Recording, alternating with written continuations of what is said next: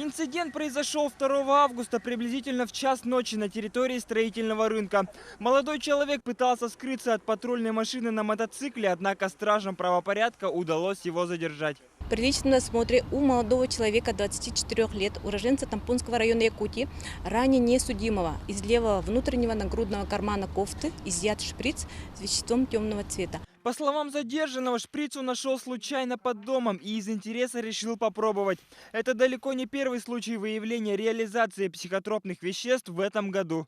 За 7 месяцев 2016 года нарядами групп задержания неведомственной охраны Республики, Федеральной службы войск Национальной гвардии Российской Федерации установлено 24 факта незаконного приобретения, хранения, перевозки, изготовления, переработки наркотических средств, психотропных веществ и их аналогов. Работа по выявлению нарушений, связанных с наркотическими веществами, активно проводится в Якутске, Алекминске и Мегино-Кангаласском районе.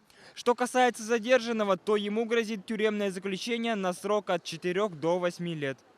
Результаты экспертизы показали, что вещество, изъятое у молодого человека, оказалось гашишным маслом весом более 7,5 грамм. По данному факту возбуждено уголовное дело. Евгений Заборовский, Ларион Федоров, Вести, Якутск.